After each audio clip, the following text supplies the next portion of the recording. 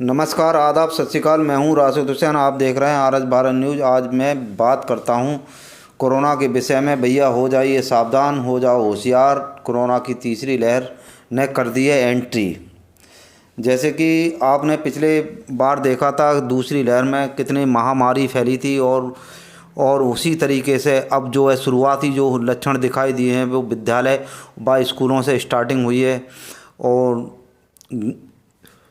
पहले जो था उस टाइम जो थे इलेक्शन जब हुए थे अंदर तो खूब भाषणबाजी हुई थी, खूब भीड़ इकट्ठी हुई थी। उसके बाद हमें ये सब कुछ देखने को मिला कि लाश पे लाश अंबार लग गए थे। बॉडियाँ जो थी ना नदियों में, गंगा जी में तैरती नज़र आती थीं, और कब्रिस्तान में भी जगह नहीं रही थी, और शमशान घाट में लाइन से लाइन लगाकर बॉडियों को जलाया गया था।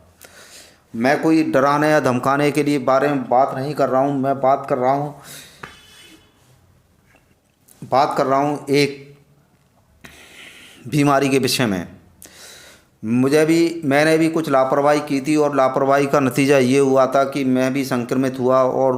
और संक्रमित होने के बाद पता चला कि इसकी ताकत का अंदाज़ा पता लगा कि कितनी ताकतवर होता है ये कोरोना वायरस। और मैं मरते दम तक भी अगर इसमें संक्रमित अगर होता हूँ तो मैं आपके लिए एक वीडियो और करूँगा। और मैं आपको बता दूं, जैसे कि बसों में लिखा होता है, बसों में क्या लिखा होता है, बसों में ये लिखा होता है कि जैसे कि बसों में लिखा होता है भैया अपने सामान की सुरक्षा खुद कीजिए। तो बस में लिखा होता है अपने सामान की सुरक्षा खुद कीजिए, कंडक्टर ड्राइवर जिम्मेदार नहीं है। अगर आपको अपनी जान प्यारी है तो अपनी सुरक्षा खुद कीजिए। सरकार का इसमें कोई दोष नहीं है।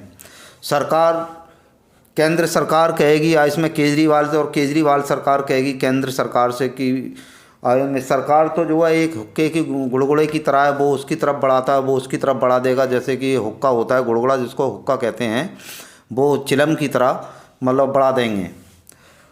और इसी प्रकार से इसमें दिल्ली के जो एलजी साहब हैं उन्होंने सख्त आदेश किए हैं। एलजी साहब ने आदेश दिया है कि दिल्ली के पुलिस कमिश्नर के लिए आईजी के लिए कि इसके ऊपर सख्त से सख्त कार्रवाई की जाए, तुरंत एक्शन लिया जाए। मैं इस टाइम जो बोल रहा हूँ, आज कितनी तारीख है भाई? आज 29 तारीख है। आज 29 तारीख को डिसीजन लिया गया है, जो कि दिल्ली के एलजी साहब ने डिसीजन लिया है। और उन्होंने बताया कि कमिश्नर साहब के लिए सख्त से सख्त कार्रवाई करने के आदेश दिए गए हैं। और पिछली बार जो था अमिताभ बच्चन से लेकर धीरू भाई अंबानी ने भी अपने लिए क्वारंटीन कर लिया था। मेरा काम कोई डराने धमकाने के विषय में बात नहीं कर रहा हूँ। और बात करते हैं कोरोना के वैक्सीन के विषय में। तो जिन लोगों ने वैक्सीन वगैरह नहीं लगवाई है तो कृपया करके वो अपनी वैक्सीन पूरी डोज लें। अगर जिसने फर्स्ट डोज ले ली है तो वो सेकंड डोज ले लें।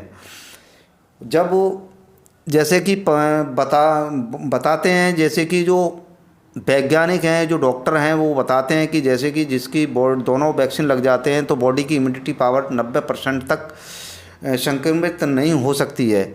आप ये भी नहीं समझें कि जैसे कि बॉडी मान लिया जाए कि जैसे कि 2 डोज लगने के बाद, यानी कि वैक्सीन लगने के बाद भी आप ये समझें कि अब हमें कोरोना नहीं हो सकता है, तो ये चीज़ दिमाग से निकाल दें। कोरोना हो सकता है 2 डोज लगने के बाद भी। और जिनको कोरोना हो गया है तो उनको ज़्यादा चांसेस होते हैं कोरोना होने के, तो वो कतई लापरवाही नहीं बरतें। ज़्यादातर गर्म पानी पिएं और हल्दी का सेवन वगैरह करें, और नींबू वगैरह भी ले सकते हैं। अदरक की चाय, काली मिर्च वगैरह जैसे कि डाल के हल्दी वगैरह ले सकते हैं मतलब। और अधिक से अधिक ठंडी चीज़ों का परहेज करें। चलिए अब हम बात करते हैं, जैसे कि अभी हमें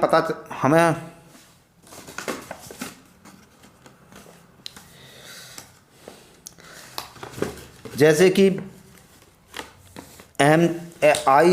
ICMR की बात करें तो डॉक्टर बलराज भार्गव ने बताया कि जो तीसरी लहर जो होगी वो बहुत ही भयंकर होगी, और उसको रोकना बड़ा मुश्किल हो जाएगा जो आने वाली जो भविष्यवाणी है उसके आधार पर।